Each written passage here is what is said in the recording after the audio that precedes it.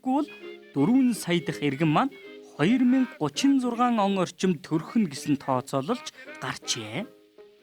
1999-с 2000 онд эдийн засгийн шилжилттэй холбоотой 2014-өөс 2017 онд эдийн засгийн хямрал, гэрлэлт буурах, салалт нэмэгдэх гэх мэт шалтгаануудаар төрөлд огцон буурсан бол 2001-ээс 2023 онд эдийн засгийн тодорхойгүй байдал, хүүхэд өсгөх зардлын нэмэгдэл, нийгмийн дэмжлэг хангалтгүй, ажил орон сууцны дарамт зэргээс шалтгаалan дахин буурчээ.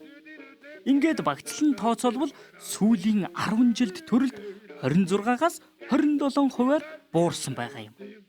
Хэдэн төрийн байгууллагын давхцлыг цэгцлэх, албан хаагчдын бүтээмж ба цалингийн зардлын оновчтой тооцоолол хийж, дижитал шийдлэр автоматжуулах, эрчим хүч, дулаан, шатхууны хэрэглээний хэмнэлт хийх, хэвлэл, хурал, сургалтын нэрээр олон тэрбум төгрөг зарцуулдаг байдлыг цэгцлэх гээд хэмнэж таньжуулах өчнөө боломжууд бий.